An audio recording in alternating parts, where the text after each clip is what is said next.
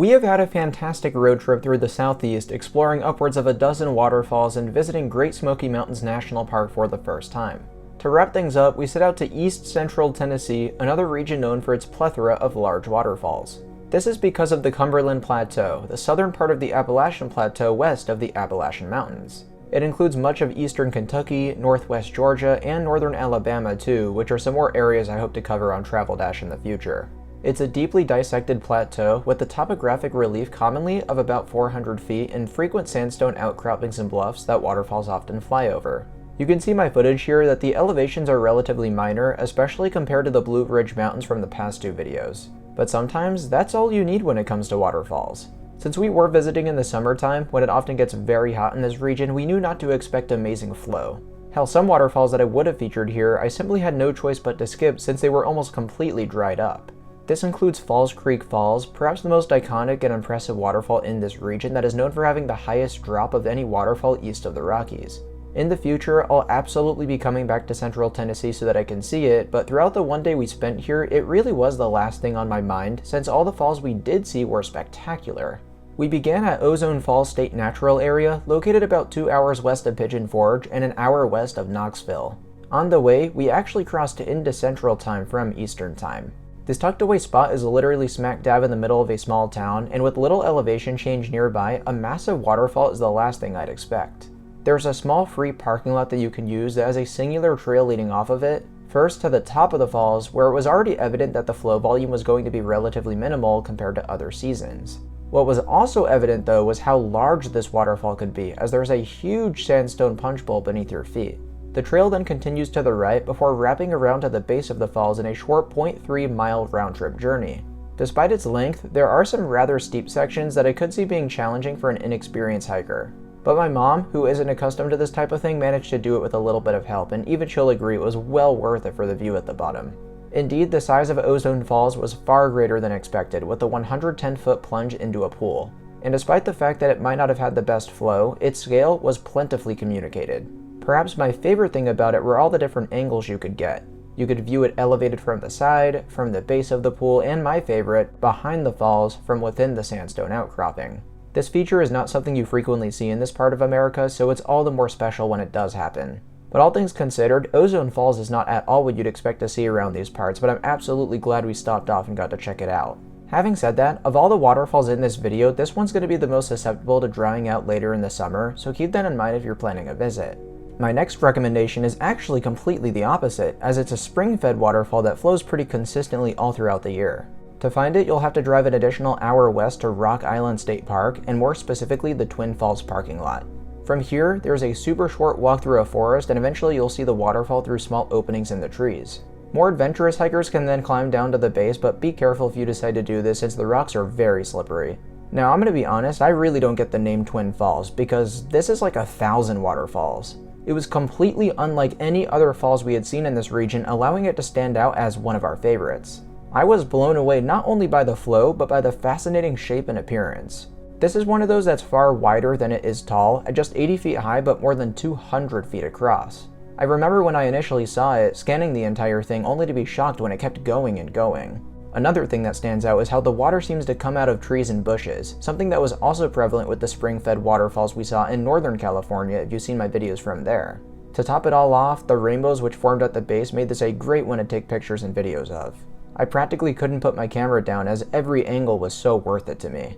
Twin Falls was a shocking waterfall that I didn't expect to be anywhere near as impressive as it was. But honestly, this might have been my favorite one in the Cumberland Plateau, especially with the context that it's summertime. Following this, we made our way a half hour north to my personal most anticipated waterfall, Burgess Falls. And the reason being is the only way to reach the base is by kayaking. Sure, you can easily walk to an overlook and see it that way, but I wanted in on an adventure that would allow these falls to stand out in a way that no other has. We participated in a 3-hour experience with Cumberland Kayak, which is located just a few minutes from Cane Hollow Recreation Area. This is where you'll be shuttled over to once you meet it with your guide at the business itself. From here, you have an hour to get to the falls, an hour at the falls, and an hour coming back from the falls. Putting Burgess Falls aside, Falling Water River is absolutely spectacular with the lush forestry and mountains all around you. Since there were 3 people in our party, my mom and I used one double kayak and my brother took a single kayak. Though I can't speak for him, I couldn't believe how difficult and exhausting kayaking was. This was my first time ever trying it, and while I definitely would not say I regret the experience, I was not at all prepared for how tiring this was. And the crazy thing is, it was only an hour ride one way. There are people who go kayaking all the time for miles and miles. The guide did do a great job making sure everyone was caught up and knew where to go. For example, at one point my brother was so far behind that he actually winched his kayak to his own and brought him up at a much faster clip. It was legitimately impressive because I could not for the life of me figure out how to keep up with the other kayakers. Granted, we were the only party who were first-timers, but still. Ultimately though, it was worth it for the waterfall, which flows right off of the river, hence why it's another good option in the summertime. It's about 136 feet tall and 150 foot wide, which is very impressive. As you can see, the middle part dried up a little bit, but both sides of Burgess Falls were raging. Once you arrive, you also have the choice to get out and experience the falls on land, kayak even closer to its base, or jump in for a swim. I got tons of shots from both land and water and appreciated just how much time was advocated for viewing Burgess Falls. A lot of people actually took the time to take a rest with nothing more than the sound of rushing water, which sounds very relaxing. It's also not the worst idea considering the ride back was just as challenging and grueling as before. Let's just say you really need muscle to keep up with the rest of your group. The Burgess Falls kayak experience was definitely so much fun, but very difficult. I didn't realize how difficult kayaking was in general. It was our first time kayaking, and it was tough, man. It was really hard. You have a good time? Yeah, I had a great time. It was super unique, wasn't it? Yeah, there was somebody here who made the experience really relaxing and enjoyable, so. That waterfall was also very excellent. The waterfall was excellent. You have fun?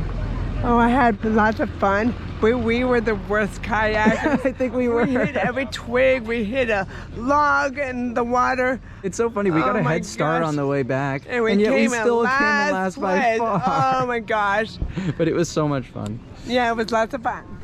Another 30 minutes north took us to our final waterfall of the entire trip in Cummins Falls State Park, which is easily the most popular location during the summer.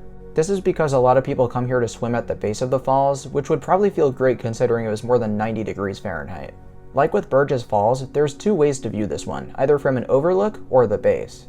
Just the former is less than a mile out and back from the parking lot, or you can do what we did and combine both hikes, making for a 2.5 mile journey. The overlook was impressive in the sense that it was elevated quite high and revealed yet another interesting looking waterfall. But you couldn't really get a good feel for it from up here, which is why we didn't take too long before continuing to the base. And for this, you do need to sign up for a gorge access permit on the state park's website. These cost $6 a person and are more than worth it, especially if you do plan on swimming here. On the connector trail, I was surprised to see a few deer appear and jump across these ledges like it was performing in the Olympics. It was actually kind of crazy how fast they ran. I've never seen one of them do that before. But soon after, this lady seated at a trail intersection checked our names on a long list she had of everyone who would sign up for permits online. So they do take this seriously and they do sell out. The part of the hike that takes you through the gorge was quite exciting, as you have no choice but to walk through the water at numerous points along the way. The Blackburn Fork River is very clear, and right away we spotted some fish swimming around. You often had a bunch surrounding your feet as you walk across. I really personally doubt there'd be any way to stay dry doing this, but no one seemed to mind given the high temperatures. Plus, the view from the base is more than worth it, as Cummins Falls looks unlike any waterfall I've ever seen. It's got a height of 75 feet, consisting of a large plunge of about 50 feet, which you see at the top, followed by all these steps to the pool below. The steps were what really stole the show for me, as they're both satisfying and extremely wide. It was a bit difficult to get shots of the full extent of it since there were tons of people in the water. Like, this was probably the busiest of all the falls I'd been to in the past year, but for once, the crowds are more than warranted. Cummins Falls cemented central Tennessee as another spectacular area to visit for waterfalls, and I'd certainly recommend it if you happen to be in the Nashville area or Smoky Mountains area. Either way, a few hours drive is absolutely worth it. So let me know in the comments if you've been to this part of Tennessee, what you thought of it, and what waterfalls I should return to see outside of the summer months. If you enjoyed this video, be sure to give it a like and subscribe to Travel Dash for more content like this in the future. Thank you so much for watching, and I'll see you very soon. Bye guys.